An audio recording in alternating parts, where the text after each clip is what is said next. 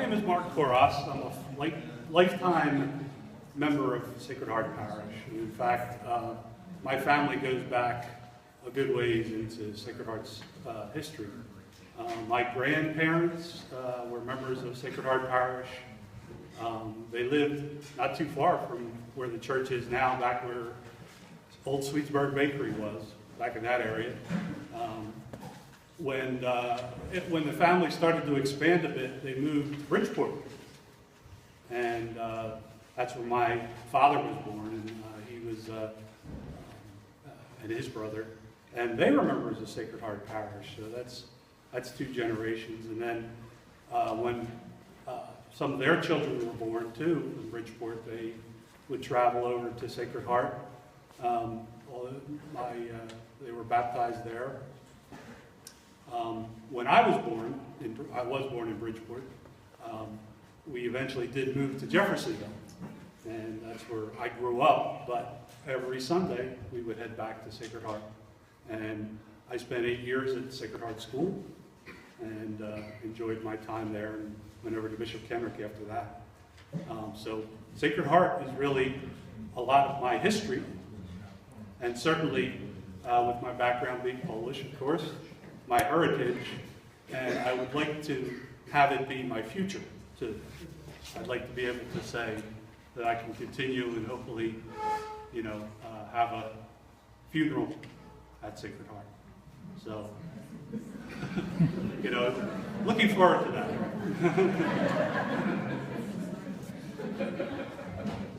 But to start this off, let's start with a prayer. So, God of grace and glory, you are the provider of all good and perfect gifts. As we seek to know and do your will, open our ears to listen, our eyes to see, our hearts to love, our minds to learn, our lips to speak, and our hands to serve our neighbors. You have walked us through the wilderness, sheltered us from storms. Guide us on this journey, that your will is made clear to us, and that your grace abounds and your glory is revealed. Amen. So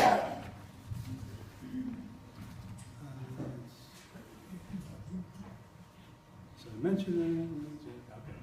So next, we'd like to bring up one of the members of our committee to talk about what we're going to talk about tonight, and more importantly, what we're not going to talk about. Good evening, everybody. Boy, I never get that. Never get a response. That's at work. At work, I never get a response. Let me go to the next slide, Pete. Before we get started, I just want to send a big thank you out to Pastor Julie DeWorth for her hospitality, allowing us to use her beautiful room here today, and the folks here at Good Shepherd Lutheran Church. Can you go to the next slide? Tonight's agenda, we're going to tell you a little bit about how this committee got started, who's on the committee, and what we've been up to, because I think there's a lot of questions about that and how we got started. We'll talk a little bit about the purpose of the meeting, what we're going to talk about, and what we're not going to talk about. Just set some ground rules. Let's throw it back to Mark after that to introduce our guest speaker. Okay. Just out of curiosity's sake, how many people are here? Just raise your hand. How many people are here because they got this, received this from church? How many? Okay, put your hands down. How many people are here because they saw this on Facebook? Oh boy. Power of Facebook, social media. Awesome. How many people are here by word of mouth? How many people are here are not from Sacred Heart Parish? Okay, welcome. Sir, can you talk directly into the mic? You having a hard time here? I'm going to boom it. Yep. Use the technology. Thank you, sir.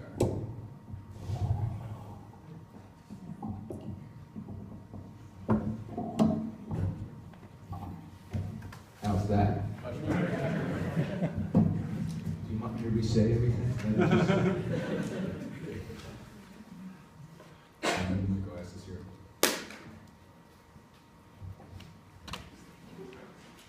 So I think you all know over the last several months or so, there's been a lot of dismay, confusion over the PPA 460's recommendation for Sacred Heart to be recommended for closure. And I know everybody's stressed out. There's a lot of feelings due to the lack of clarity, lack of specificity that we've been receiving. For those that are in the, most of you I know from seeing you, but in the bulletins of church, you've been seeing these communiques. This particular one kind of set it all on fire for me, January 19th. Most of these communiques don't really say too much, they're very general. But this particular one is the one that said a great deal of open, frank, passionate discussion, as well as analysis of every scenario took place, and ultimately we had the committee members to hone in on the final scenario that will become our recommendation to the Archdiocesan Strategic Planning Committee. 2 parishes with the churches being Mother of Done, Providence, and Our Lady of Mount Carmel. Of course, you all probably did the same thing as I did, and the first question was, why, right?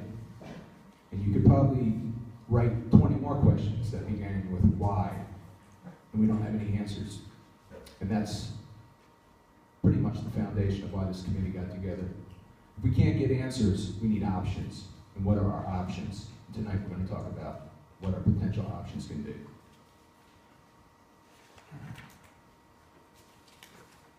You might have received this 2 weeks ago in the flyer, but I didn't memorize it. Too many other things going on, so I'm just going to kind of paraphrase what was in the first flyer that we sent out. So far, the group, Save Sacred Heart Committee, has completed preliminary research into other parish closings and the methods that have been successful in allowing parishes to remain open. We've started discussions on topics such as strategy, fundraising, future planning, if the Archdiocese actually chooses to close Sacred Heart. We've also engaged the advice and services of a canon law advisor, who you'll hear from tonight, and who has had success working with Rome and standing up for the rights of parishes. And I think we all understand that this is a critical moment for our church. And it's vitally important that we provide a unified parish position. That's really important. The parishes that have succeeded in remaining open have really done so with the good counsel and the strong, unified will of the people standing behind the decisions that will need to be made. And going forward, if we intend to bring our parish and finance council members up to speed on the knowledge that we've gained, and we welcome those that want to add constructively to the dialogue and to the strategies that will need to be pursued. As the old saying goes, you fail to plan, you plan to fail. Everyone's opinions and insights are valuable to us. To be successful, we need the unified help of all parishioners, but we also need to understand one thing. The value of your opinion is not, and should not be commensurate with the level of volunteer effort that you provide for this parish. In the business world, many of the best ideas come from people on the outside of the inner circle simply because they have a different and fresh perspective. We're not here to judge anyone's level of effort. We're only here to unite people and to share knowledge with everyone. Tonight's the first step in that process toward a common goal to save Sacred Heart. Before I go any further, you see a lot of people with these "Hello, my name is" stickers on. They're the members of the committee, so I just want to acknowledge them. Some of them are standing, but for those that you're not standing, just stand up when I read your name so everyone can be recognized in alphabetical order. Kathy and Anthony Busella, Joyce Contando, some of these folks, Joyce is in the back, some of these folks could not be here tonight because we're traveling. Joan Stefano, Shirley Funkhauser, in the back. Tom and Denise Cavanaugh, Tom's in the back row there. Why are you in the back? It's like Catholic Church. It's like we're at Mass. Nobody sits in the front row. Peter and Marilyn Kohut. Petey Kohut, Cyberlord. Melanie Mitchell. Pat and Annie Maletsky. Bob and Linda Moser. Ken and Shell Opilsky. Yours truly, my better half in the back, Susan Opilsky. Mark and Susan Shannon. And David Swenkowski, I don't think, David's on the road, right? Yeah. David's on the road. In Florida? Mm-hmm. I hope it snows. Okay, tonight, what we're going to be discussing is pretty much what I already read to you. We're going to share the knowledge that we've gained. Our guest speaker is going to give you a bunch of information too, through his experience dealing with other parishes. We'll talk about options that are potential opportunities to save Sacred Heart from closure. Talk about strategy and future planning. The key word tonight is unity. We need to band together here. We'll also setting the ground. Some things are kind of off base tonight. We don't want to waste a lot of time talking about it. Don't look for many specifics about the PPA 460 recommendation, because there simply aren't any. I don't have any real specifics. I don't have a lot of details. There's a lot of rumors. We could stay here all night and talk about rumors. It's probably not going to get us anywhere. Everybody has stress. Everybody has anger. Some people probably feel abandonment, confusion, worry. We're all in the same place. We all get it. But we need to focus on what's important. What's important is going forward. We can vent our frustrations, but tomorrow morning, you'll get up and you might feel good now. Tomorrow morning you'll say, what's next? Tonight we're going to deal with what's next. What potential opportunities do we have if we are going to be closed, if the recommendation for closure is upheld by the Archbishop. Some people may even think this is a bit hopeless, what we're doing. I guess one final word before we bring up Peter about hope. A couple of weeks ago, I was watching the Golf Channel, and the interviewer was interviewing Lou Holtz. Lou Holtz, many of you that probably know the name. Right now, he's an analyst on ESPN for college football on the weekends. But he's most notable for coaching Notre Dame, a bunch of other colleges too. He coached Notre Dame for 10 years, took on a losing team, and in 3 years took it into an undefeated season in the national championship. After that season, he had 7 more years at the school, and it was a gradual fall from grace until he was let go with maybe a 5 or 6 loss season. And the interviewer asked him, how'd you feel? He goes, I'll tell you how I feel. I went from king of the hill to village idiot within 2 years. I couldn't do anything right. He says, even the worst student in med school is still called doctor when they graduate. But I was looked upon as an idiot. He goes, well, what'd you learn from that experience? He goes, one thing, if I had to do it all over again, the one issue that I had, and I convinced myself was the right thing to do, but was wrong, is I thought I could maintain our winning team and everything we built for that 1 year for the next 5, 10 years, instead of having a growth strategy. And he goes, that idea of maintenance was my downfall. And then he went on to say, in life there's 4 things you need. You need something to do, somebody to love. What was the third thing? I have it written here. It's here somewhere. Something to somebody to love, something to do, something to believe in, or someone to believe in, something to hope for. And he said, when you maintain, there's nothing to hope for. You keep on maintaining, what are you hoping for?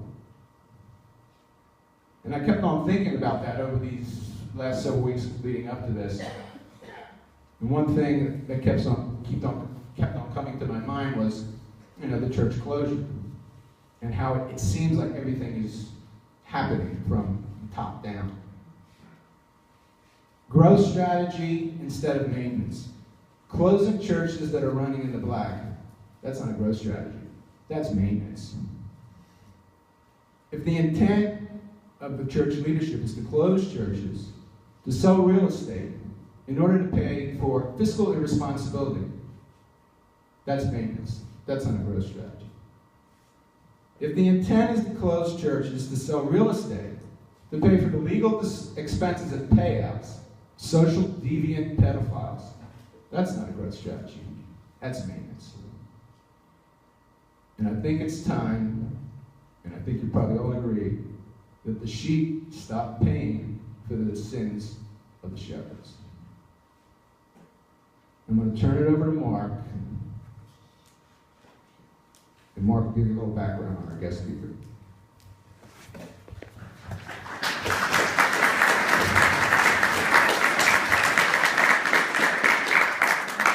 Thank you, Mike. Peter Borre. Peter Borre has been active in the energy sector throughout his career as an entrepreneur, government official, and oil company executive. Over the past 20 years, he served as CEO of Generation Ventures Associates, a Boston-based venture capital partnership specializing in the development of power generation facilities and the natural gas infrastructure. It's kind of my industry. He's also been a consultant to U.S. aid, the World Bank, and major oil companies. Throughout his career, he has received numerous awards, including a presidential citation from the President of the United States and decorations for meritorious service. Mr. Borre has a BA from Harvard, an MBA with distinction from the Harvard Business School, an MA with distinction from Johns Hopkins. He also attended the Kennedy School Program for National Security Executives. He is fluent in several languages. He served in the U.S. Navy with the Atlantic Fleet, in the 6th Fleet in the Mediterranean, and with NATO's Allied Forces, Southern Europe, commanded out of Naples, Italy. He is married, has 3 children, and has lived in Boston for the past 25 years. More interested people here, he chairs the Council of Parishes, an advocacy group for Catholic parishes, and is assisting dozens of parishioner groups throughout Catholic America. And he is featured prominently in Render Unto Rome, a recently published book on Vatican finances. So please welcome everybody, Peter Borre.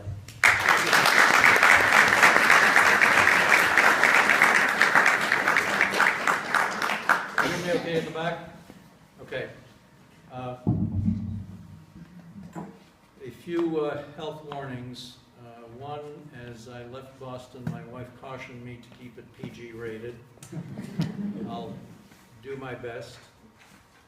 If there is to be venting and expressions of genuine emotion, I think it should come from you, faced at least with the possibility of a great loss. My indignation won't add much to the discussion. Secondly, no pretense at modesty. I was brought up in Rome. I'm not a former seminarian. I'm not a former priest. I was just a kid who was force-fed a classical Italian Jesuit education. I have some languages. I'm told that that doesn't always include English, but I'll do my best. But there are many issues that are tearing our church apart. I do not propose to touch any of them. I know one big thing. If you destroy the foundation of our church, the parishes, you've wrecked our church, a 2,000-year-old institution. My focus is strictly on parishes and churches, and not on the issues that a friend of mine in Rome refers to as the pelvic issues, those that spring from the loins of men and women. And finally, I guess, besides thanking the committee, I should thank our absent hosts, the Lutherans. On a long plane ride to Rome a few months ago, we're coming up to the 500th anniversary of that German monk's posting of the Theses, the 95, in 1517. And it's a fascinating biography on Martin Luther. But one of the points that struck me as I was headed to Rome was that years earlier, as a monk, he had walked from southern Germany to Rome, across the Alps. No trains, no planes in those days. Took him about 3 months crossing the Alps, like Hannibal, 2nd century before Christ. He headed to Rome because he was outraged that the authorities in the Vatican had decreed the closings of some of the monasteries of his religious order. and he walked to Rome to go plead for his monasteries to be spared because of all of the good things that were being done. And in 3 years, we will see the 500th anniversary of one of the major splits in the history of our 2,000-year-old church. My focus is strictly the process under canon law, whereby you can try to protect your parish and your church from what seems to me to be the likelihood of their being closed. Once for the record, let's remind ourselves of something. I want to be relatively quick. I want a full opportunity for you folks to engage, to ask the questions that you have. But at the same time, I want to do justice to a pretty complex topic, which is canon law. You, the parishioners, in virtually all cases, paid for the land, the buildings, the church decor, the operations, and the maintenance. You've paid taxes through your collection plate contribution to the Archdiocese through what is called the Catedraticum, which across the Delaware River in Jersey, Tony Soprano might have referred to as kicking up points to the families in New York, namely the Archdiocese. You have paid assessments from countless worthy causes. You've responded to special appeals, special collections. But unless there is a rock-hard deed of trust, all of the property in the parish, including the church, under civil law, is held in the name of the Archbishop of Philadelphia. And now you face the prospect that perhaps, possibly, probably, this is going to be taken away.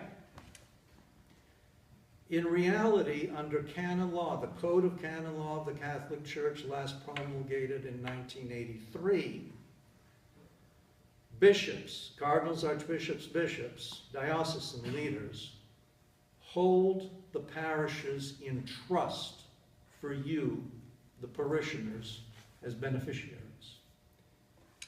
And you face the prospect of loss. So you have to ask yourself, under these circumstances, as Mike has said, as Mark has said, what is ahead? What can we do other than sort of sit back and wait for this drama to unfold? What are our options? And they're not simple. Before going to that, you have to understand the overall context and what's happening in Catholic America today. I'll keep this brief, but it's vitally important and it relates to your situation as it is today. We have a 2,000-year-old institution, the Catholic Church, the oldest continuously functioning institution in the history of this planet Earth. We now have our 266th Chief Executive Officer, Papa Bergoglio. We have a church that for 2,000 years has had the aspiration of being Catholic with a small c, universal. And yet the lesson that I've learned the hard way in Boston over the last 10 years is that starting in America, and within America, starting in my hometown of Boston, with the detonation of the clergy sex abuse of 2002, our church, 12 years after the fact, is in full-fledged retreat. What's called in corporate America, downsizing. Thousands of parishes have been closed over the last 6 or 7 years. Boston. We've gone from 400 to an end state in a few years of 125. This is Catholic Boston. Metuchen, New Jersey, across the river and up a ways. Half the parishes to be closed. Saginaw, Michigan, where your former auxiliary bishop, Joe Sistone, is chopping half the parishes, getting rid of them. Scranton, not too far from where you are, Northeast Pennsylvania. Bishop Joseph Martino and now Bishop Bombera. From 200 parishes down to 100, and on it goes. Now, what you are facing in Philadelphia, with all due respect, is a movie in which we in Boston starred, starting in 2002. The parallels are uncanny. It's not a one-for-one correlation, but there are great similarities. You have an exploding clergy sex abuse scandal. We're ground zero. We started this mess. It's been going on since the Dark Ages. But in the popular mind in Catholic America, it started in Boston. What about here? We have had wholesale closings of parishes and schools. And now in track and field terms, we've lapped the field. We went through a parish closing process in 04-05, which was meant to stabilize everything. And now we're going through that loop again, a new round of pastoral planning. You guys are moving down that path, I understand. And we both have law and order cappuccini. I'm not talking about the Italian coffee. There are 3 species of Franciscans, because since the days of Francesco, the Franciscan order had its issues, as they say. And the last offshoot is the OFM Capuchins, which is a relatively small religious order that includes my Cardinal Archbishop and your Archbishop, O'Malley and Chaput. In that order, by the way, there's a saying in the KGB, I miss those guys, but they've come back, that 3 people can keep a secret if 2 of them are dead. And with all due respect to everyone in this room, everything that I say could be put in front of your Archbishop for all I care, but I'm sure he has more important things to do. But I'll give you some quotes from these 2 Cappuccini. Our guy in Boston, before the conclave that took place almost exactly 1 year ago, I was in St. Peter's Square. I was not a candidate. And if elected, I would not have served. But I was in St. Peter's Square. And as Cardinal O'Malley got on a plane to go from Boston to Rome, he blogged, "No cardinal goes to Rome to a conclave with the ambition of becoming Pope." Well, having had the honor of serving in the United States Navy, including some months in Philly Shipyard, and having pulled shore patrol, that's about as logical as saying that no sailor on shore leave goes into a strip bar with the intention of doing anything other than drinking club soda. That just makes no sense whatever. And the quote from your guy, in an interview with Catholic News Service, not too long ago, said the following, just a week or 2 before the presidential election in 2012. "We're Catholics before we're Democrats. We're Catholics before we're Republicans. We're even Catholics before we're Americans, because we know that God has a demand on us prior to any government demand on us." Now, ladies and gentlemen, I'm FBI, full-blooded Italian. My grandparents came over on the boat. Now, decades ago, Catholics were accused of split loyalty. It's probably beyond your memory, but in 1960, when another Boston Catholic ran for the presidency, he had to go into the lion's den to face the Methodist ministers about his so-called split allegiance between his American passport and his Roman Catholic faith. And our brothers and sisters, the Jews, have been accused and continue being accused of divided loyalties. But that's what your Archbishop chose to say about Catholics. Now,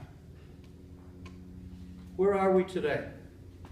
The highest priority of the church, supposedly, is the new evangelization. And there's very good sociological research to show from the Pew Center here in Philadelphia, by the way, that 1 out of 3 self-identified Catholics consider themselves lapsed Catholics. So it's going to be hard enough to hold in the fold those who've already signed up, let alone reach for new members. And yet this destructive phenomenon of pastoral planning continues to spread. So what can you do? We in Boston pioneered civil disobedience. We occupied 9 churches. That's a story. I'm not recommending it here.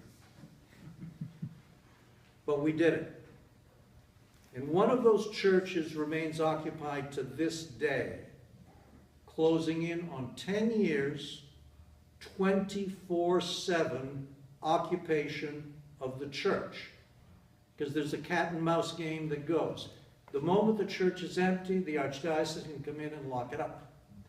But if there are people inside, they have to be placed under arrest and removed. That's been going on for 9.5 years. That's a level of commitment. Remedies under civil law. Let's leave that one alone, unless there is a very specific restricted gift for trust whereby your parish was set up. It may stink, but all the property of your parish is held in the name of the Archbishop of Philadelphia, full stop. So what's left is canon law. You engage under a procedure that is actually respected to a degree by the church itself. Now here comes the part. Remember when you were kids, your mom would take you to the dentist and the dentist would say, this is not going to hurt, and then it hurt like hell. Well, this is going to be very brief and it's not going to hurt. But maybe I'm lying, but I'll try to keep it brief. Your committee is going to be tormented with this detail, but you should understand, if you choose to go the route of an appeal as good Catholics in the context of the laws of the Catholic Church, this, in abbreviated form, is what it looks like. There are over 1,750 separate canons, or articles, if you like, under the Code of Canon Law. But there's a very key difference you must keep in mind. The parish on the one hand, and the church on the other. And sometimes there's a bit of a shell game that goes on as you read these bulletins and announcements. Think of your parish as kind of the legal entity. And there is a charter that sets up your parish, buried someplace in the records of the archdiocese. Most parishes are so-called territorial parishes, like a McDonald's. And it says, to the north it shall be Main Street, or to the west on Washington Avenue, and on and on. And that's the turf of the territorial parish. Now you formally are a so-called personal parish, meaning a parish by reason of affinity, in this case, Polish language, Polish culture. A parish without borders. That makes it a little bit more complicated, and I'm sorry for this, Archbishop Shapir. This puts a bullseye on your back, because there are books in the libraries of Boston College and Notre Dame and Holy Cross and Fordham that will show you that Rome forced the ethnic parish formula on the United States, which was a nation of immigrants 100 years ago. And guess what? We didn't all play well together. And given the fistfights that broke out in the pews among ethnicity A and ethnicity B, my Irish uncle and my Italian aunt, just to mention a couple of them, the powers in Rome decided that it would be better to keep them apart, at least for a while. But diocesan bishops really do not like this, because it's administratively not what they're used to. And that's why a former vicar general in Boston, who's now the Bishop of Cleveland, God help the Clevelanders, proceeded about 10 minutes after he was installed in Cleveland to decree the closing of 50 parishes, 35 of which were ethnic. And I had the great privilege of advising a 100% Polish-American parish in the city of Cleveland, St. Casimir. And that's a wonderful story, but it's more the exception than the norm, because Rome reversed the parish and church closings, and St. Cas has come back to life. That's the parish. The church is the bricks and mortars. It is the sacred place within the parish, the place of worship. Now, to continue this torture, for reasons that are pretty valid historically, I mean, the Catholic Church is a global organization and has been for a long time. 5,000 dioceses around the world. That's global reach. Given communications the way they have been until not so long ago, bishops were given considerable power to restructure parishes, which meant just changing a boundary line as populations flowed into a big city, and so forth.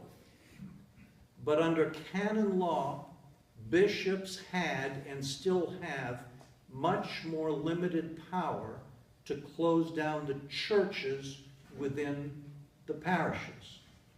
So the first thing that happens under a canon appeal is that you say, whoa, don't mess with our parish, don't mess with our church.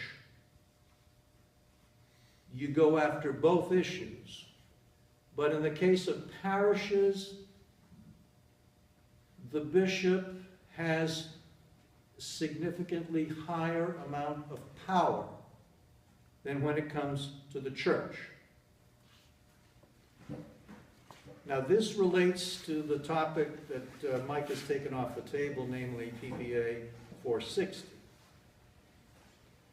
But you must also remember that when it comes to a church, and here from this moment going forward, I'm sure you'll do this, read the fine print of any parish bulletin.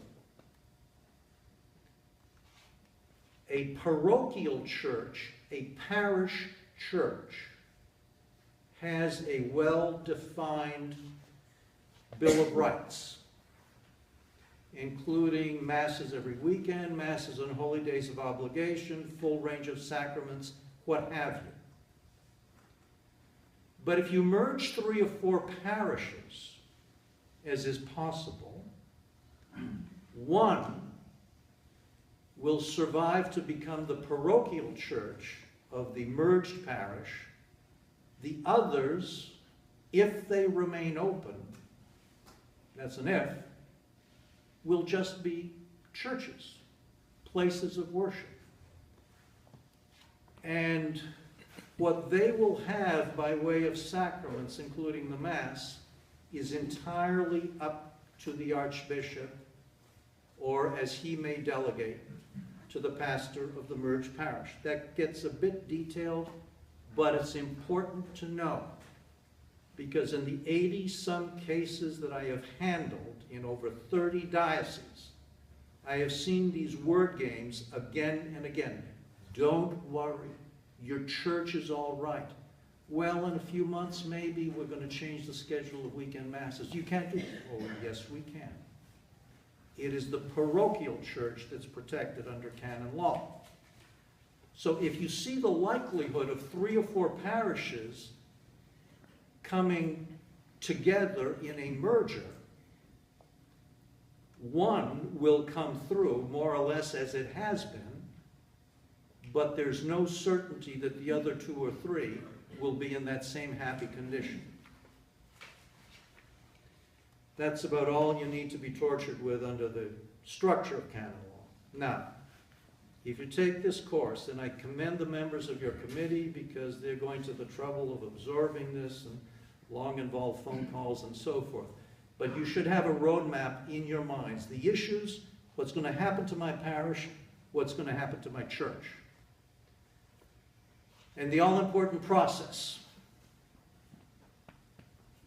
If the time comes when you choose, I'm the advisor, I'm not some visiting guru.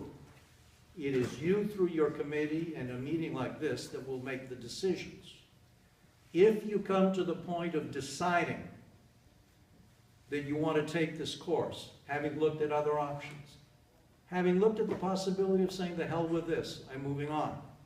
That's an option. By the way, when a parish is closed, this is a good number, we got it in Boston, 40% of the former parishioners of St. Catherine of Siena in Charlestown, Massachusetts said, the hell with this, I'm out.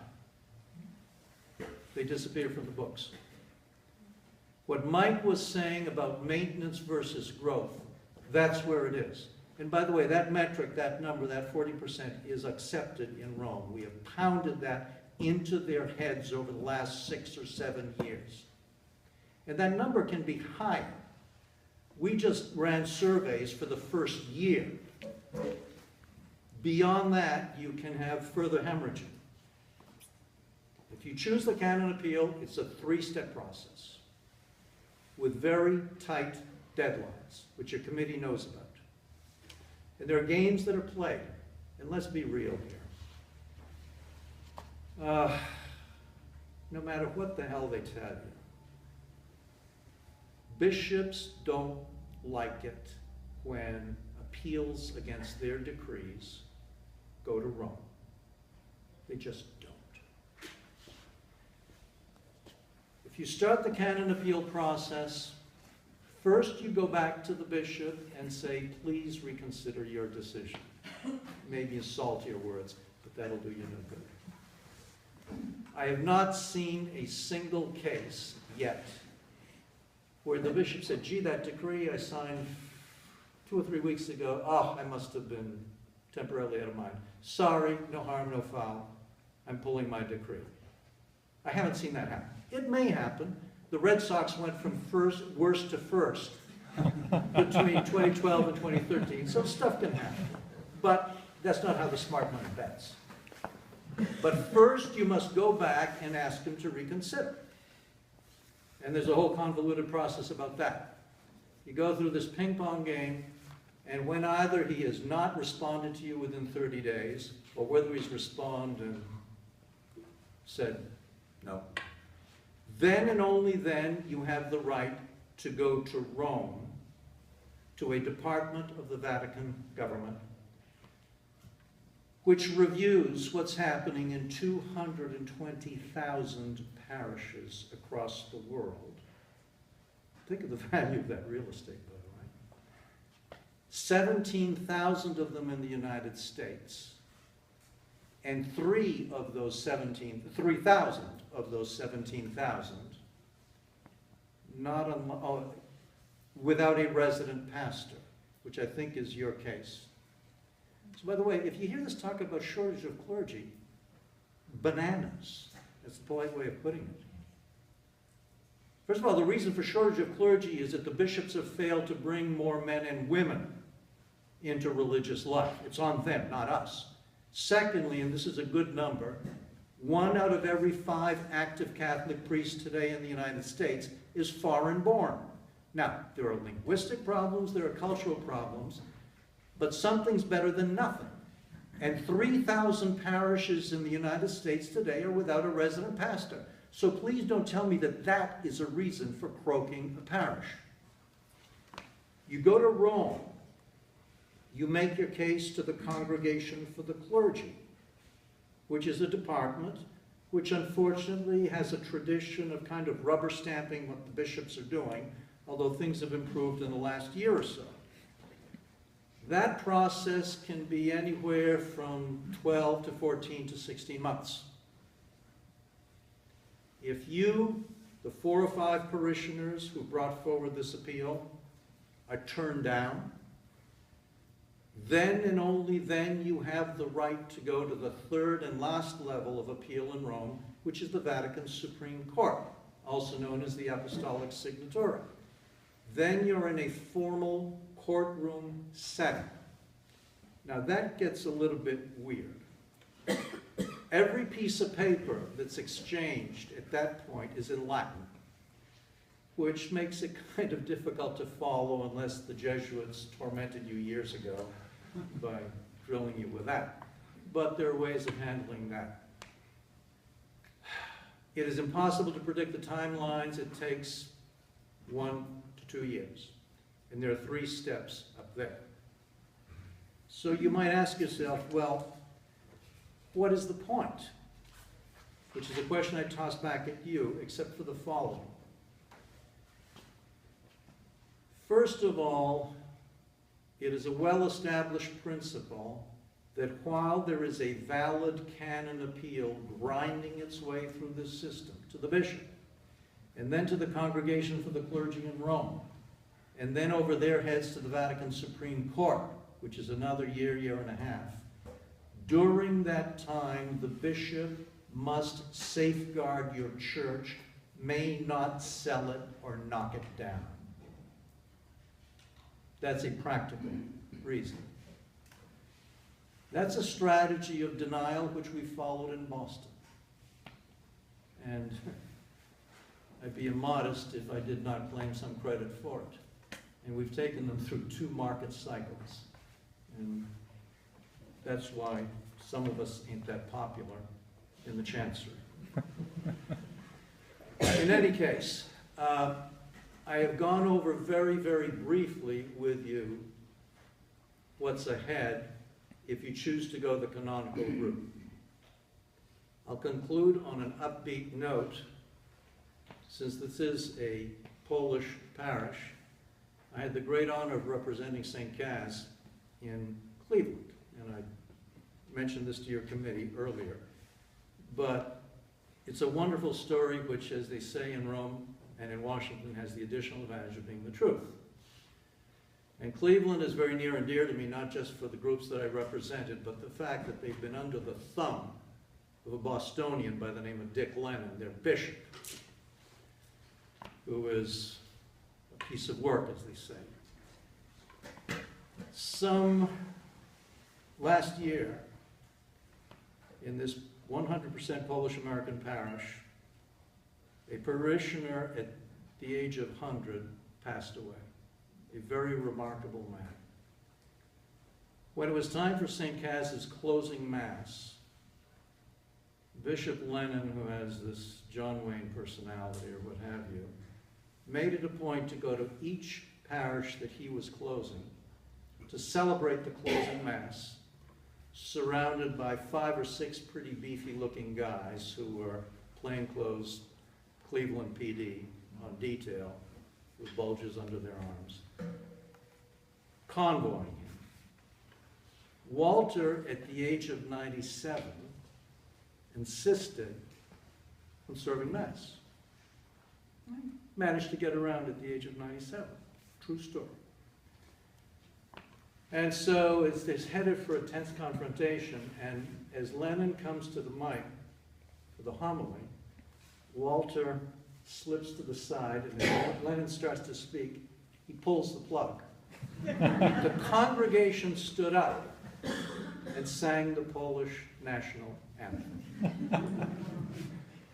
3 years later, Rome ordered Lennon to reopen the parish and the church.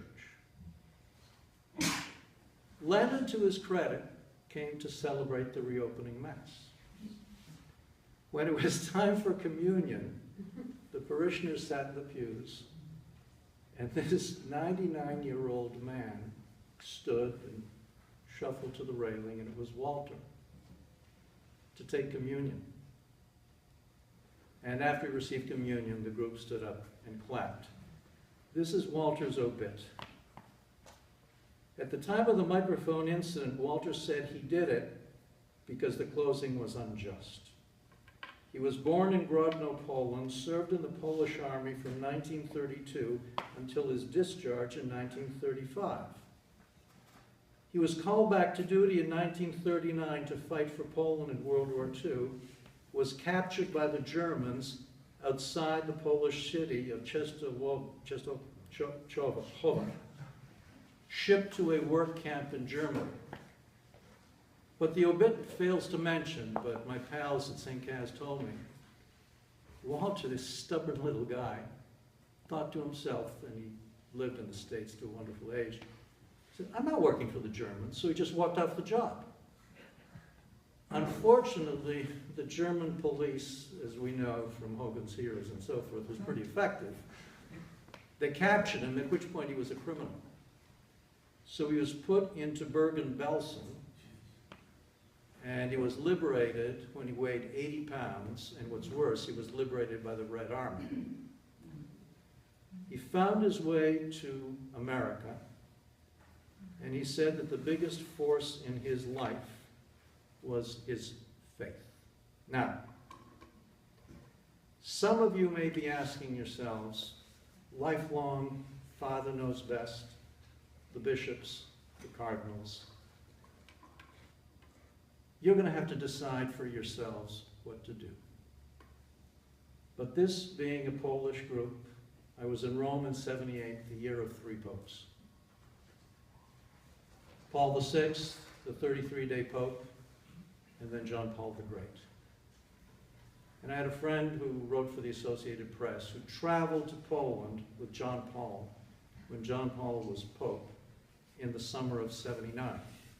And there's a whole back and forth which has been written about because, of course, Wojtyła wanted to go back to Poland as pope, and the regime's, oh no, you can't, that's inconvenient, that's a bowling night or what have you. But anyway, it was settled. And my friend was in the crowd at the closing mass during the first visit of John Paul in an open area. The reporters said that there were about 200,000 or 300,000 people in the audience. It's outside. The regime du jour said it was 37,315 or some such ridiculousness. My friend said that when John Paul approached the microphone for the homily, he said with 200,000 people around in open air, you could hear the crickets. Nobody was sneezing, coughing, scratching themselves. And the first words out of Pope John Paul's mouth were, "Do not be afraid." And that's something I urge you to take to heart tonight. Thank you very much.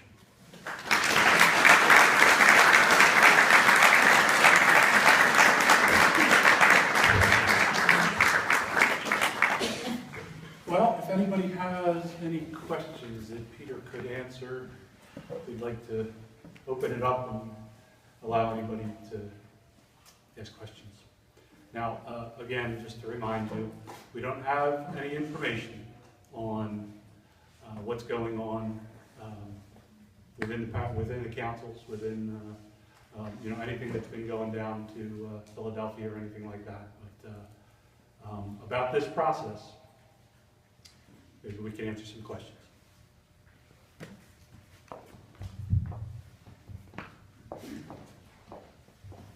In your experience, the churches that have been successful, have they encountered any form of retaliation or anything of that nature that would make operating their church difficult after the fact, after they've regained their charter, so to speak? Yes, it's a mixed picture. In some cases, it has come to a happy conclusion when Rome overturned the decree of the bishop. In other cases, close at home in Allentown, in the Diocese of Allentown, PA, it's an ongoing fight. What some bishops have done when they've been ordered to reopen the churches, because Rome has said the church stays, the bishops have taken the position, the Bishop of Allentown, PA, John Barnes, the Bishop of Syracuse, New York, the Bishop of Youngstown, Ohio, George Murray, Bishop of Springfield, Massachusetts. So it's not just an isolated phenomenon. The bishops said, well, okay, Rome has spoken. This remains a church, but Rome can't micromanage me and set the schedule.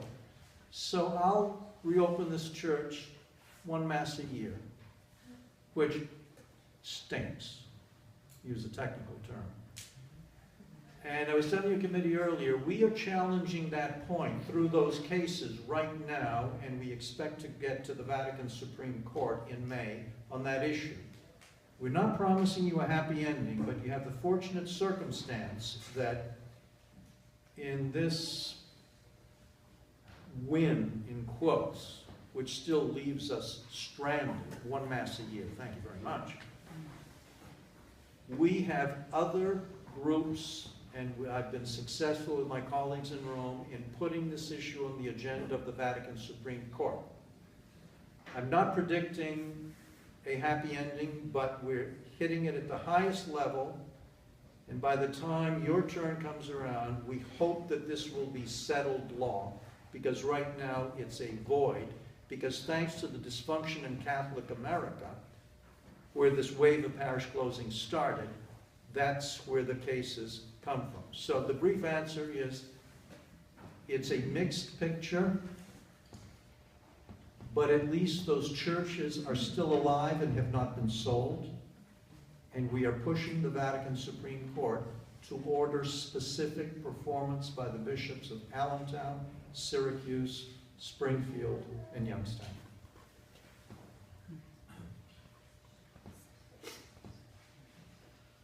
Any other questions?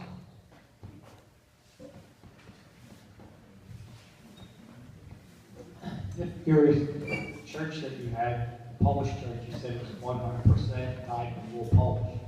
Obviously, our church blended over the years. What would our chances be? Well, it's not so much a racial purity test, but numbers. First, the facts. Of the cases that I've been involved with, I would say that somewhere in the order of 20 to 25%, maybe 25%, have had a successful or semi-successful outcome. So right there, you know, it's not 100%, 25% or so. The semi-successful outcomes are where we've been successful in protecting the church, and now we're trying to enlarge that beachhead. The successes have come in the more recent couple of years, because by pushing a significant number of American parishioner appeals to Rome, we have been putting on the desks of these monsignors the fact this is not just one screwball little parish with a bunch of hotheads. This is a pretty systemic problem where bishops are really wrecking the spiritual infrastructure of the Catholic Church. A couple of hundred in Boston, 100 in being closed in Scranton, 50 or 60 in Metuchen, another 50 or 60 in Saginaw. I'm frankly at the point where we've managed to push onto the docket of the Vatican Supreme Court in what is the very near future, at their May session, 4 or 5 on-point cases. And then we either pack it in, or we see some new jurisprudence coming out of the Vatican that we can use as a tool against some of these bishops through future appeals, including your own. I think those gentlemen here and then over here. Sir?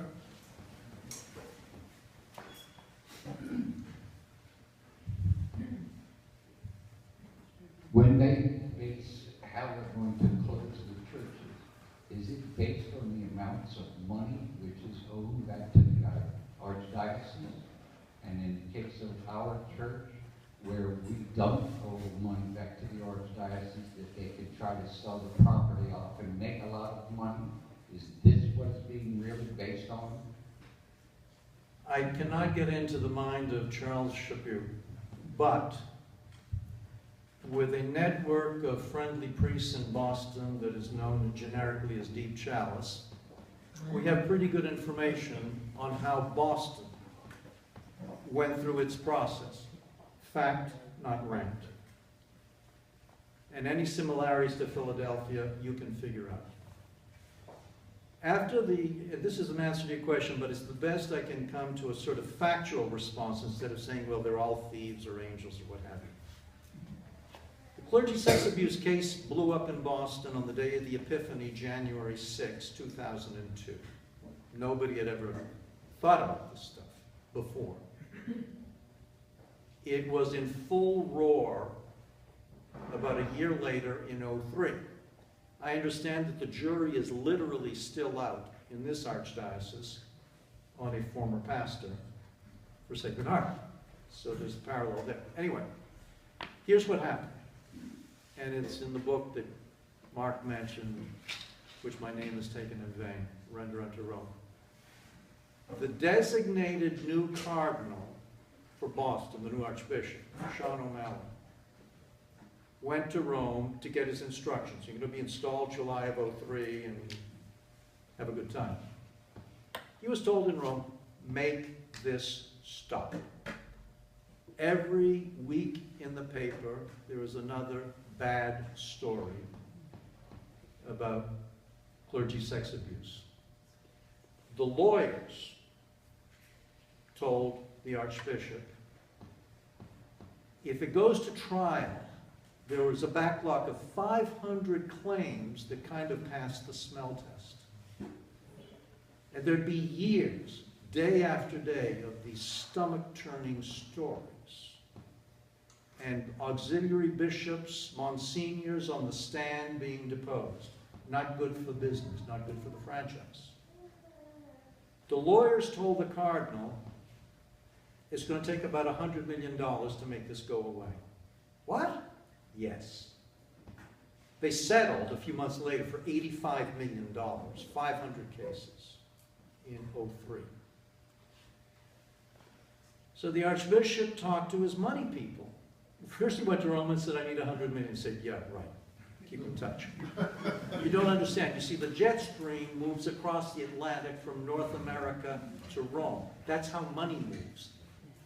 We'll see the jet stream reversed before we see the money flows reversed. All right. But Rome said, documented in the book, we will give you authority, because we control your property, your 400 parishes. You can't sell them without our say-so, regardless of the fact that your name is on the silly deed. Right? Right. Sell as much as you want. Make this go away. So the pastoral planning process we went through in Boston, and if there's any similarity to what you're going through, be my guest.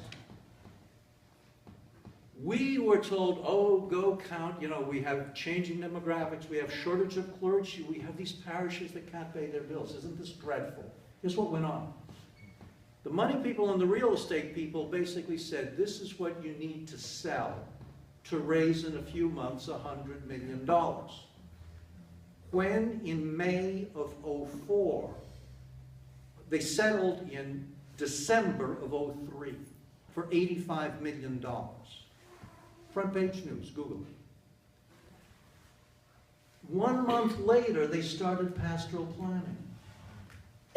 In May of '04, they came up with a death list. 1/4 of all the parishes in Boston take the drop. The newspapers published the 20 wealthiest parishes in the Archdiocese of Boston based on assessed land values. 15 of those 20 were on the death list. That's a factual fact. Now, if there's a parallel between Boston and Philly, it is that it's there. The significant difference, though, is that you are going through in a much more compressed time frame what unfolded in Boston over 5 or 6 years. By the way, the other similarity between Boston and Philly, each of us has a former cardinal who's become a non-person, he whose name must not be mentioned. Pick Bernie Law, Justin Regani. So, it is at least a possibility that one of the drivers of this pastoral planning is to put together a war chest to take care of the continuing fallout of clergy sex abuse in the Archdiocese of Philadelphia. Which, of course, leads one to conclude, if that's true, you're being abused twice. Once through the children and once through your parishes. That's a bit of a rant, sorry. Other questions? Sir? I have a question regarding cost. I was raised to recognize that nobody offers a free lunch. The what? Nobody offers you a free lunch. Yep. And obviously this has to cost a lot of money. Yep. The various steps that you go through, 1, Yep. 2, or 3, each one costs money. Yep. From your experience with St. Cashmere's, can you give us a ballpark number Yep. as what we're talking about? Fair enough. First of all, discuss it with your committee. I charge $300 a month, which is to cover my cash costs. I do not charge for my time. I go to Rome every 2 months because documents may not be transmitted, and they're in Latin, Italian, French, and Spanish. But if I'm in the office of my colleagues in Rome, I'm allowed to sit down and read them. So my meter runs at $300 a month, and if you're familiar with professional services, I think that's about an hour of the time of a mid-level lawyer, accountant, IT specialist. In this process, as I've discussed with your committee, so I'm in there. When and if we get to the level of the congregation, I work with 2 members of the Vatican bar. There are only 12 people qualified at the bar of the Vatican all the way up to the Supreme Court. And I work with 2 of those 12, a father-daughter team. The father is the senior-most member of the Vatican bar, Carlo Gullo. He's been doing this for 45 years. He meets with the Pope once a month to talk about canon law. Knowing how parishioners operate and how lawyers operate, going back some years, I went to Rome, I interviewed about half a dozen, but I then came across these people. One of the things I put on the table was we cannot work on this American lawyer's model, some ridiculous billing rates, sometimes some inflated number of hours, and every month, OMG, what am I paying now? Fixed fee. For the maybe 10 to 14 months that it would take for your appeal, they come in at the level of the appeal to Rome to the congregation. And for that, say, 1 year, maybe 1 year plus, they charge a fixed fee of 4,000 euros, which at today's exchange rates, the dollar's up, the dollar's down, is about $5,500, $5,600. That works out to, based on the effort they make, and they're highly skilled, that's under $100 an hour for what you're getting. And it's a fixed fee. So you know in advance what you signed up for. If we go through this 12 to 14 months at the Congregation for the Clergy and we're denied, then you consider the possibility you have 60 days. Consider the possibility of going to the Vatican Supreme Court. At that point, I would get a quote from them. A lot would depend on what the issues are, whether they're appealable. It would have to be fixed fee. I'm guessing that it would be at the level, or maybe something less than, the 4,000 euros that you paid for at the congregation. If you go to the Vatican Supreme Court, in addition, there are court fees of 1,550 euros unless they get jacked up. That goes directly to the court. Today's exchange rate, 137, would be about $2,100. So there's me, $300 a month. There's the congregation, which is $5,600 for 12 to 14 months. And maybe in the future, there's the Vatican Supreme Court. And I would keep your committee informed in real time about that. Yes, sir. I just feel the whole sense. I'm sorry? I feel the whole sense of the church and the spirituality of the church that once was not mentioned, and as once is our leaders following their spirituality. There's more than one in my name. Cindy, they can't hear what you say. Take the mic, please. Where's the spirituality The of the church? We don't have it. We just don't have the spirituality. We're busy paying this bill, paying that bill.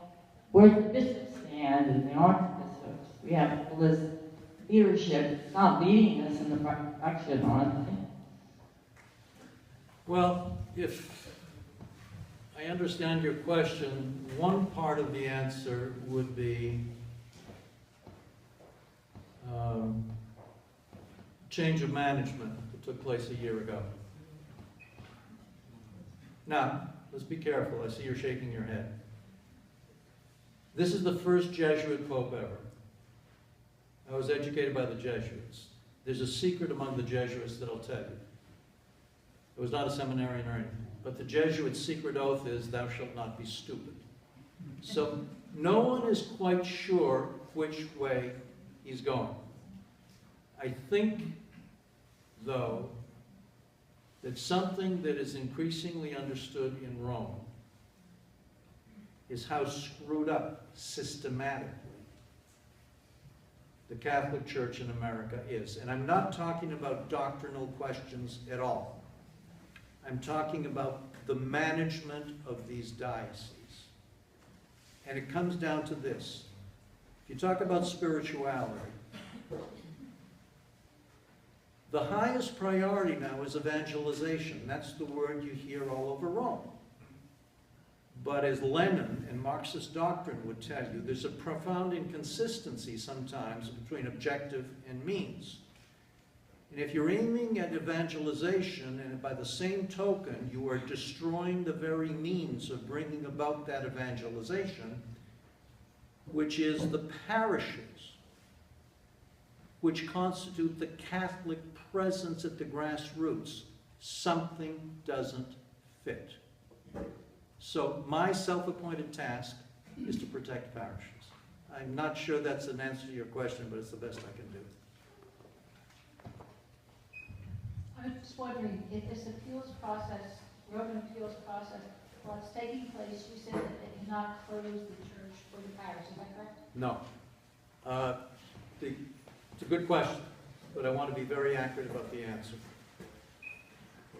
Once a bishop signs a decree, whether it's to merge your church, merge your parish, or heaven forbid, to deconsecrate your church, which means close it. Once that one of those decrees is signed, that's the law, until and unless a higher body reverses that decree. So if a decree comes forward about your parish, about your church, that's the new order of things. Now, if you have a valid appeal going, we request automatically that the decree be suspended, but that's hardly ever granted. But the only protection is that while there is a decree going, he must safeguard the church. He does not have to provide a priest? Correct.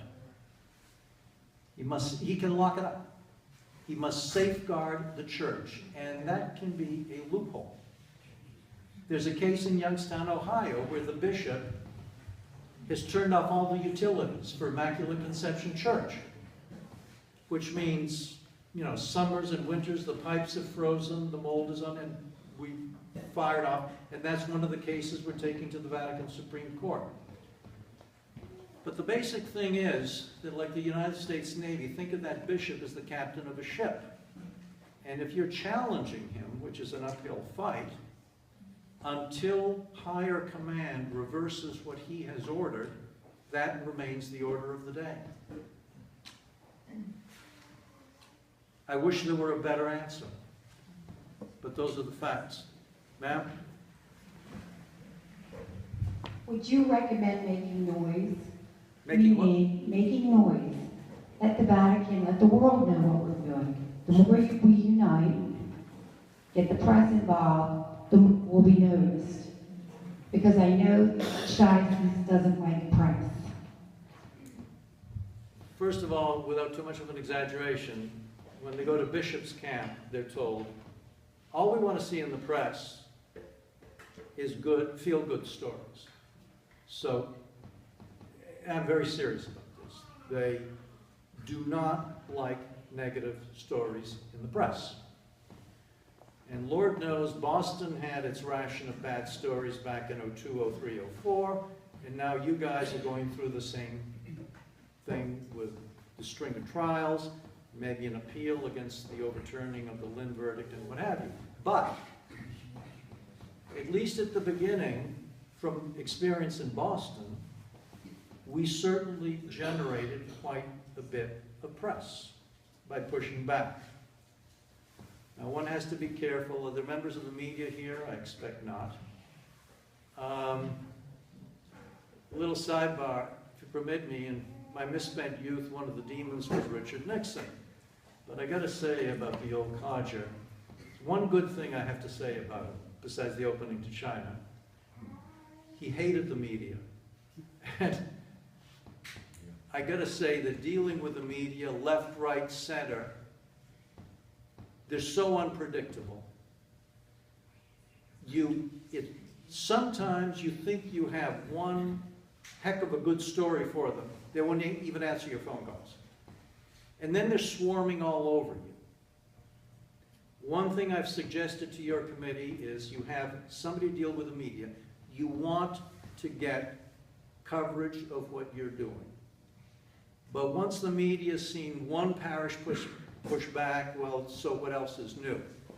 So you're going to have to be careful. But there is a news hook in a parish challenging a bishop by the legitimate means of canon law, going to Rome.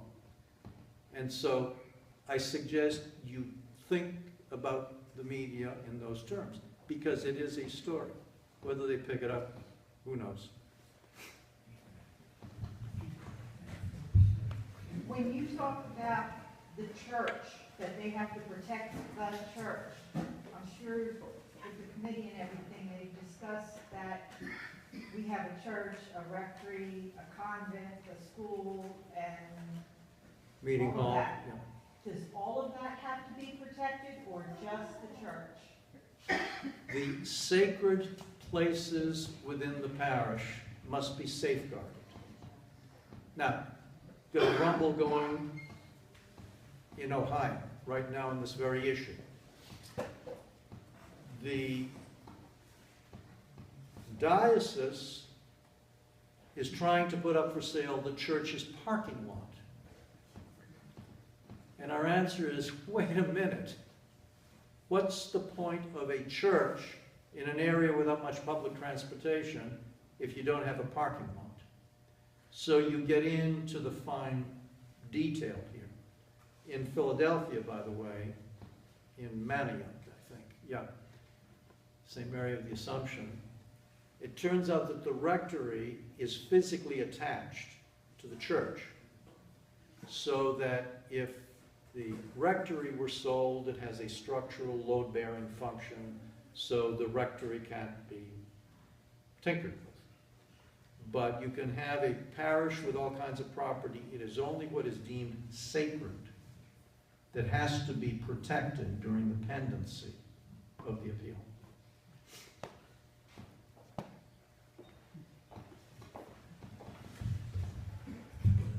If we have to appeal and we need the money, can the money come out of Cardinal Regali's $400 million State Philadelphia fund that they donated?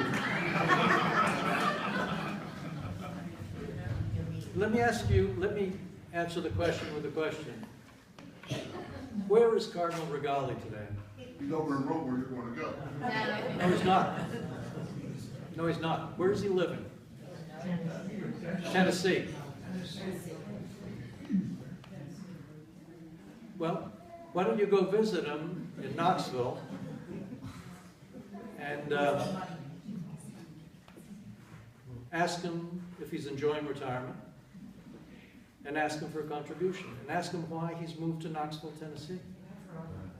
What? Good. Well, my cardinal is living in Rome.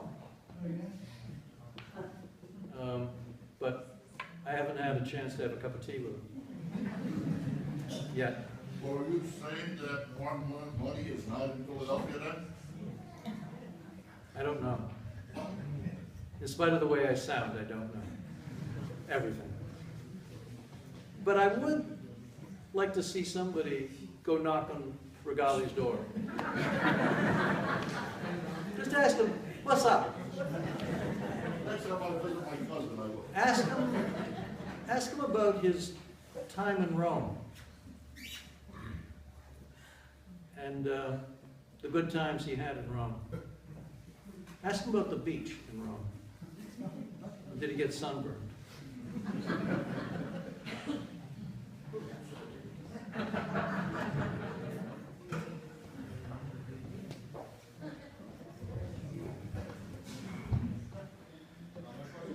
To, okay.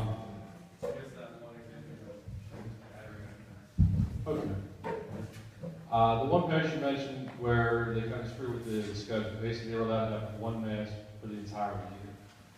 If that were to end up being the case for Sacred Heart, are you still able to basically have sacraments, to get your children baptized, confirmed, you're allowed to use the church for marriages, funeral masses? Is that a possibility, or is it the doors open one day a year? I'll try to answer you with facts. Who knows what holds for the future. Not too far from here, Allentown, PA.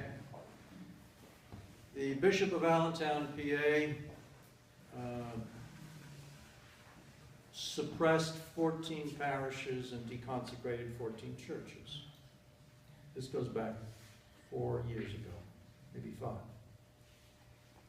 Rome reversed 8 of his church deconsecrations. Bishop of Allentown, PA, graduate of Princeton, not typical career path for a Catholic prelate.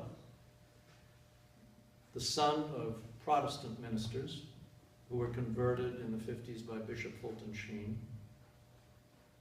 And basically from the cradle, this Bambino was going to be a high-ranking churchman in the Catholic Church.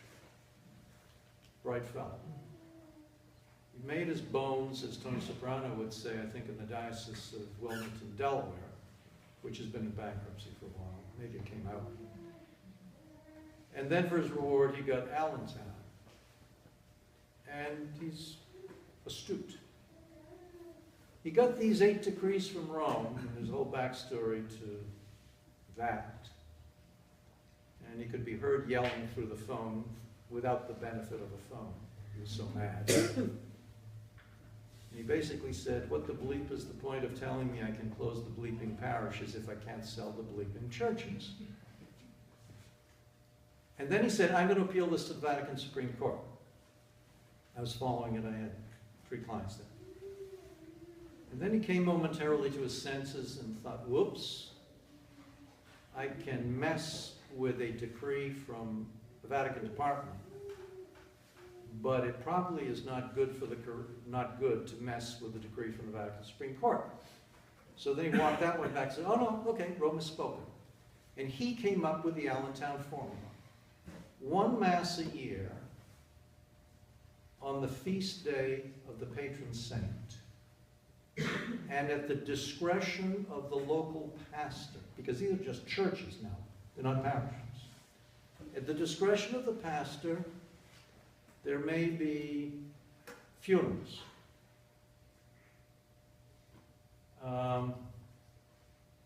And that's what we're challenging now. Because the Vatican system has never faced this issue of stranded churches where the parish has been croaked, technical term, but the church remains a church. And we're asking the Vatican Supreme Court at its May session to step in and to define a menu of sacramental activities to which the faithful are entitled. The only benefit to you is that if you choose to go this route, we will either connect or strike out at least a year or two before you run the full course of your appeals. So let's see and let's hope. But you have the benefit in Navy terms. I started this convoy of appeals to test the Vatican review system from as many angles as possible, on as many issues as possible, to see if we could clear a sea lane for others to go through. That's the best I can tell you at the moment. There is actually a story. The Allentown group is a little bit rowdy, and so there are these emails with 50 names, and then somebody hits reply all and somebody else hits reply all. You have nuclear fission going on. And finally somebody hits reply all addressed to me and said, "Hey, hotshot, you think you know everything. How do we guarantee," because they were promised 1 Mass a year plus funeral masses, how do we guarantee 52 Masses a year?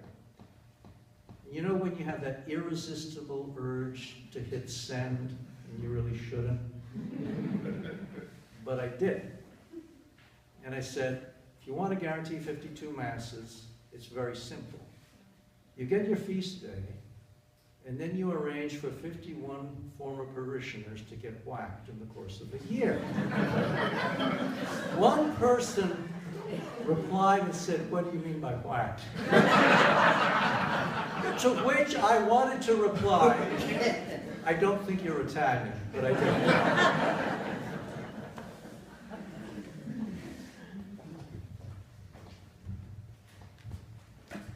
Hello. I'm going to take a minute or two of your time and tell you that my name is Pat Smiley, and I'm from St. Joachim Parish in Frankfurt. I'm here with Greg, my husband over there, Ed. We came tonight to really support you. And I just want to share with you, if you decide to go ahead, you couldn't be in any better hands. I wouldn't trust anybody else but Peter. And I'm so glad that we went with him and we didn't hesitate. We're not a rich parish, we're not rich people. But, you know, people put up money and we did fundraisers and things like that. For us, our church was one of the 26 that was closed or merged at the end of June, right down the I-95 corridor. And we knew that your chance in the suburbs was going to come soon.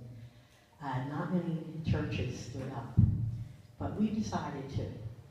And the person who asked the question about spirituality, that's really what it's about. You know, it's as much as it's hard for your church closing, we learned that for us it was really about our faith and our ancestors. Our church was founded in 1844.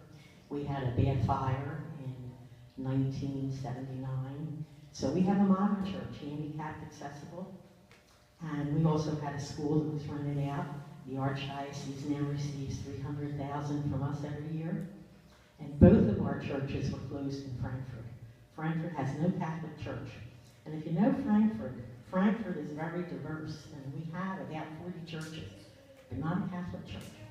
Now, we still consider ourselves a parish, because you can't just tell us that we're no longer St. Joachim Parish. We have a cemetery too, and our rectory is connected to that. And I'll just briefly tell you that we've been turned down by the Congregation of Clergy because the Archbishop did nothing canonically wrong. And Philadelphia is the best. They had the best lawyers, they studied this appeal process, and they figured out how they can close a church and not lose an appeal. And I heard this from the director of the parish pastoral process. Now, that being said, whatever you decide to do and whatever happens and however you feel, for us, we continued. I thought it was interesting that you're meeting in a Lutheran church. Our local Episcopal church opened the doors to us, and we meet there every week, faithfully. We do prayer services in front of our closed church. You have to know what you're up against, that the press is very supportive of Archbishop Shapiro. We had a few articles written when all those churches closed, they did come, when all those churches closed, they did all come around and take pictures and things like that. We had an article in the Daily News. They don't want to write about that. They want to write about the pedophile priests. And there's a lot of support for the Archdiocese in Philadelphia. So that's very hard. And you're really taking on a mighty organization. But it's important. And I think if you do decide to go ahead, one of the hardest things we found too, it's interesting that your last bullet was having unity. We find it very hard to connect with other parishioners and make a larger group so that we can tell the Archbishop that there are more people out here who don't really believe that what he is doing with the church has anything to do with spirituality. And unfortunately, there's a lot of games that are played, and economically it seems to be the issue. Anyway, I wish you well. We're praying for you, and we really know that you'll be all right. For a lot of us, we found it as a blessing because it really strengthened us, and strengthened us in our own, as I said, faith and belief in what we're doing, and it's the right thing to do. We moved the Catholic Daughters food cupboard to the St. Mark's Church. We started feeding the hungry out of there. We're going to continue to work with the parish. For us, it was very interesting because the Archbishop, if he would only follow what he says, I think we'd have the best Archbishop in the whole world. His words are good, but the actions are not there. He talked about storefront churches, and people who, cared enough about that. Well, whatever happens with our appeal, if we end up in a storefront church, that's where we'll be, whatever it is, but we're not giving up. And, I hope you don't either, but God bless you.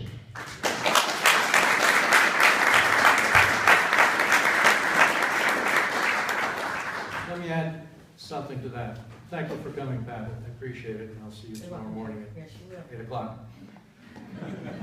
No, there was a question earlier about the press. And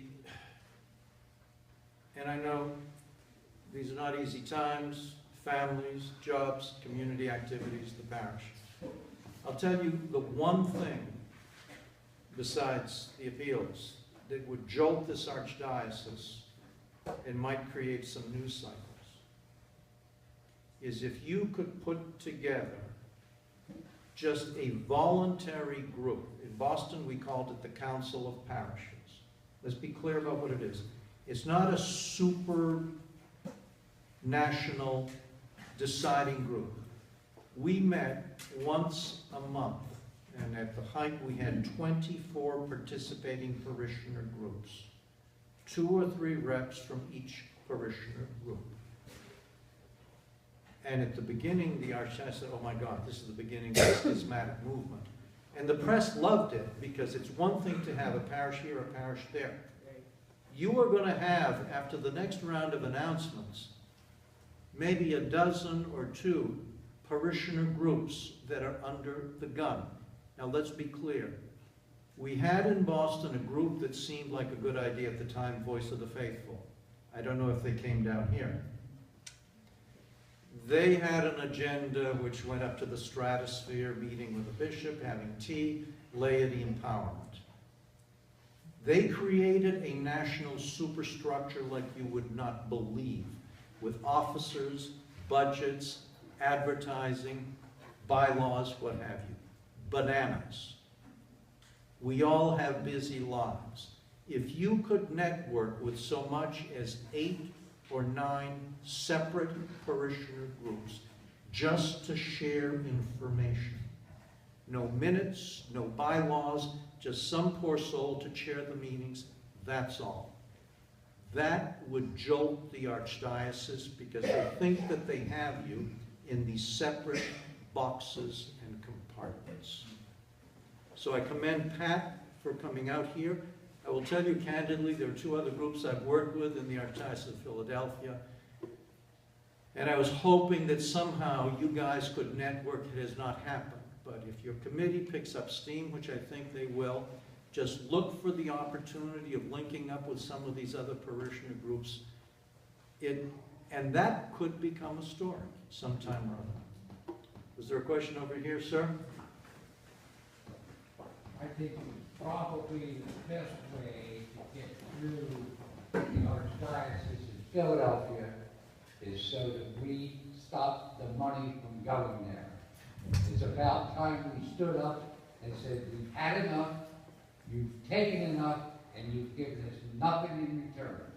Our spirituality is what we have, and they're trying to take it away from us. Okay, the money will not be going to you from here on out. Try to live without it. Well, some of these rowdy Bostonians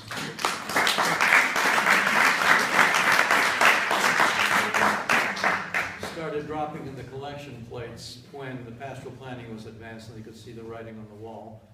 Checks in the amount of $1 dropped. And what they would have contributed went to the committee to save St. A, St. B, or St. C. Money talks, that's very true. Others? Sir? With regard to that statement, that was held against us. The representatives that were meeting here, that was one of the things that was thrown against us, our decline in attendance at masses and services, and also the amount of money that we were generating in our collections. So by cutting that back further is not going to help us any. Okay, the specifics I'll leave to your committee, but I'll say this. If you wait until the bitter end, until the decree comes out, that's a little bit too late. Now, I don't know if it applies here, but I saw the process in Boston where they would start basically squeezing the air out of a particular parish with a schedule of masses, with the agreed upon activities that were taking place. I'm not in the business of trying to raise from the dead. If a parish has reached the point where it can't function, I've turned away some unsolicited offers that have come in because I've asked some screening questions. Said, I hate to say it, but you can't get from here to there. From what I know so far, parishes must meet certain minimum requirements. If they do, everybody's entitled to a bad year or two. And if you put the uncertainty of a pastoral planning process into the mix, then people are going to pull back. But this leads me to one other point. When you put together in a cluster of 4, first of all, at the risk of repeating, you have to ask yourselves the question, is there the basis here for this parish to be self-sustaining and to make a contribution, whether it's through the diocesan tax or other stuff? That's the question that you know best. But there's one other angle that I neglected to mention, particularly if you're in a cluster of 4 in this planning region. Some people in this situation say, well, you know, if we're successful, this is going to come at the expense of our brothers and sisters in Mount Carmel or St. Augustine or one of the other parishes, because somebody's got to lose in this situation. Somebody's going to be tossed off. That is absolutely bogus from the viewpoint of canon law. It's false and it's destructive. Each parish rises and falls on its own spiritual and financial metrics, which has bleep all to do with what those Italians in Mount Carmel or the others in St. Augustine managed to do. So don't fall into the trap of thinking that if you organize, you're somehow taking bread out of the mouths of your brothers and sisters. But to go back to your basic point, it's a discussion for you to have in the last analysis. is this a parish worth fighting for and saving, or is it time to move on? It's a bit like Afghanistan. I hope not.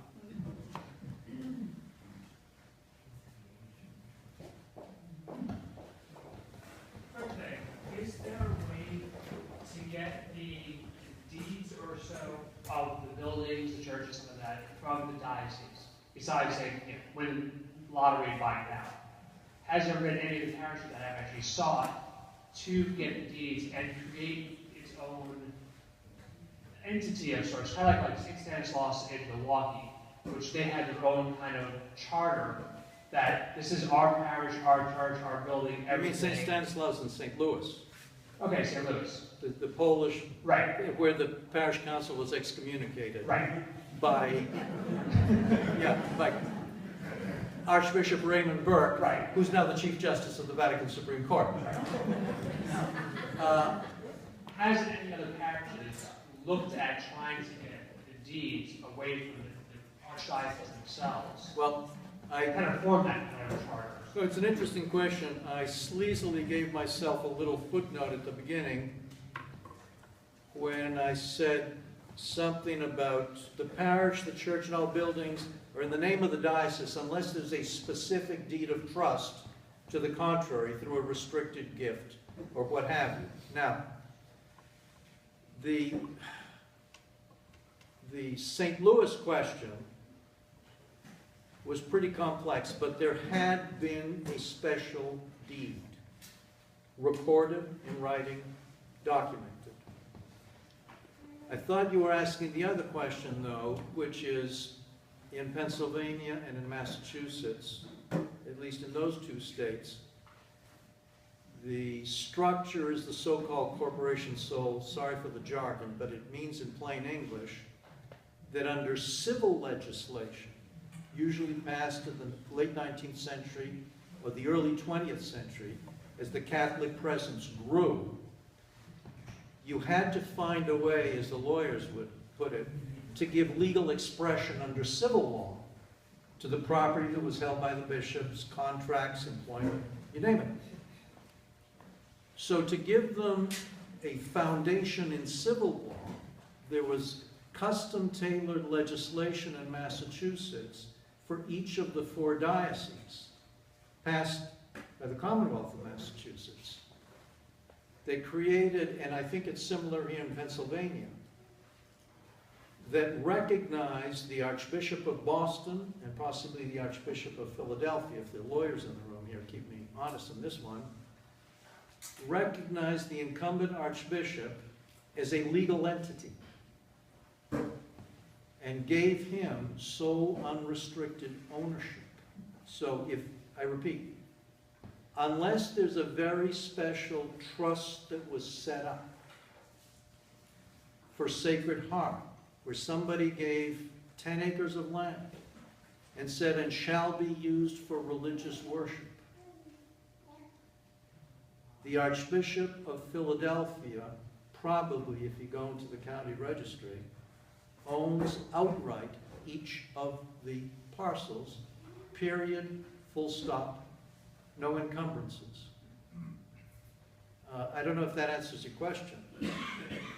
There was one case in Massachusetts where actually a group of Italians in the North End had set up a chapel in the North End. Real estate became very valuable. The Archdiocese decided to sell it off.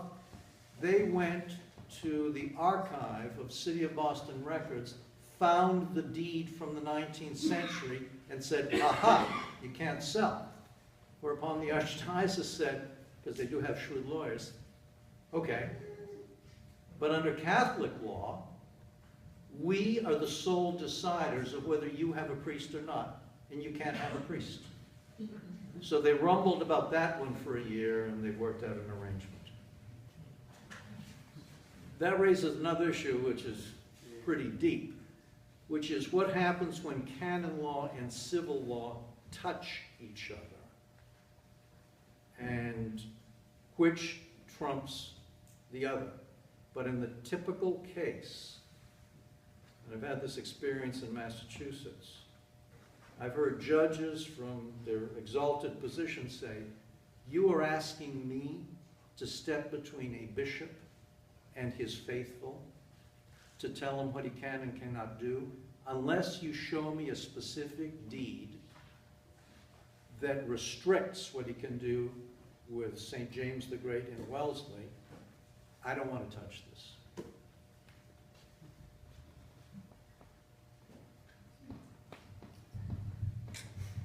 Okay, thank you very much. Just a couple of things. We have a petition in the back right now for you to sign. It says, the undersigned Catholic faithful ask urgently and respectfully that an apostolic visitation be sent to the Archdiocese of Philadelphia to seek alternatives to the diocesan policy of a massive closing of parishes. Extinctive unions now underway. There's some specific words in here that you might want to talk about a little. With malice aforethought,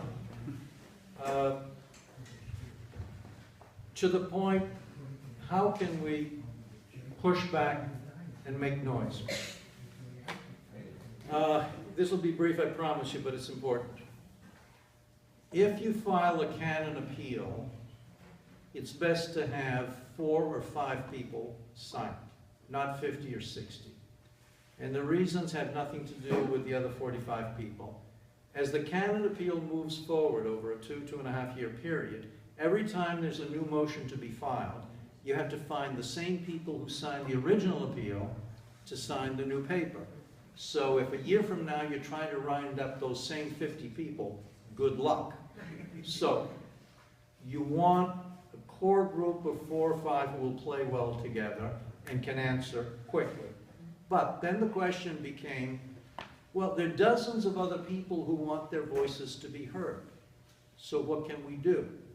And this is not make work. And that's something that I had an evil hand in doing. First of all, you can petition Rome for anything. Good luck. But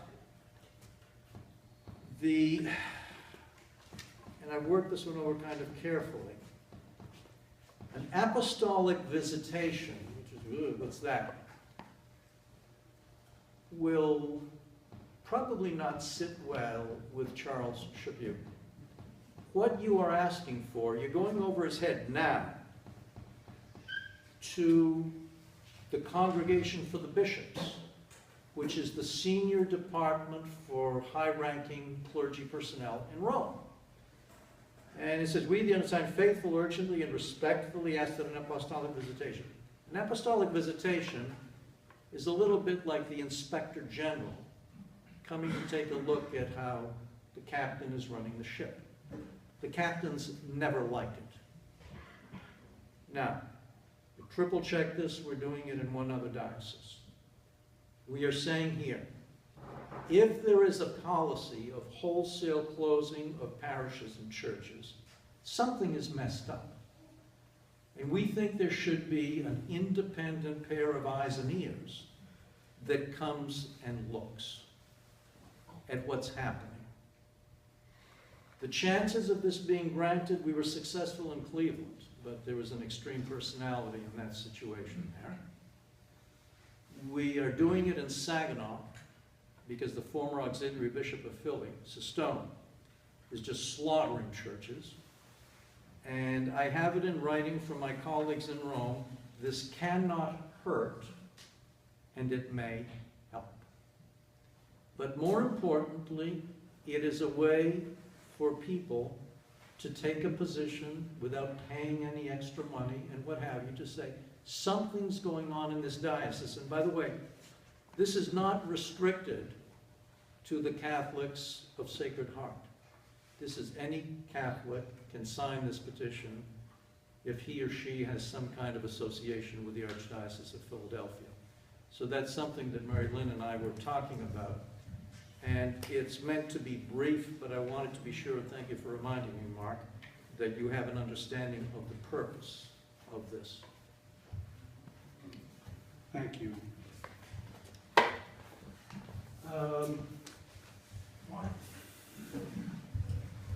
I have one question. Yes. When St. Catherine, where did the money come from? I mean, did it come from the organization, a religious organization like Holy Name or a Rosary Society, or did it come from other sources? A committee. From the committee? I see. Now, were those people having any benefit fund drives or any, like a festival or Yes. something to pay Yes. for it? They had events, and yes, they raised the money as a committee. By the way, one other thing, as long as you're back in St. Gas, every Saturday, rain, shine, ice, sleet, they stood in front of that church on a Saturday morning and prayed. We've done it for 33 weeks. And we do have these fundraisers, though, they cannot take place on church property. That's what makes it so difficult. Yeah, and well, it does, but I'll tell you, the catch-22 is this. Try to do it on parish property, the pastor comes in or the administrator says, out. He's the landlord. If he says, oh yeah, go ahead, do it, I guarantee you that somebody will dime him out to the archdiocese, and then he'll be in hot water. Find a VFW, or what have you. But unless you have very legitimate access to parish property, I would not do it on parish property. Yeah, the next thing I was going to mention was I am the treasurer for our group. Okay, we are in the process of getting an EIN number, which then leads us into the process of becoming a not-for-profit organization. When that happens, then we could issue letters about tax refunds for any kind of donations we have that anybody might want to put in. So we're working on that. We're working that process right now. We would accept donations if you feel you'd like to give some money right now, but we can't offer those tax letters at this point. But up to this point, you know, through the committee itself, we've raised enough money to be able to pay for Mr. Borre for several months and making plans for other types of fundraising. But as of this point, we really don't have too much of money on account at this point. But as we started this with a prayer, I think we'd like to end with a prayer also. Prayer to St. Anthony, actually. So, oh, holy St. Anthony, gentlest of saints, for your love for God and charity for his creatures made you worthy when you were on earth to possess miraculous powers. Miracles waited on your word, which you were ever ready to speak for those in trouble. Encouraged by this thought, we implore you to obtain for us our request that Sacred Heart Parish remain open as the vital and valuable entity it is now, serving both God and community in all ways known to us. The answer to our prayer may require a miracle. Even so, you are the saint of miracles. O gentle and loving St. Anthony, whose heart was ever full of human sympathy, whisper our petition into the ears of sweet infant Jesus, who loved to be held in your arms, and the gratitude of my heart will ever be yours. Amen. Amen. Thank you.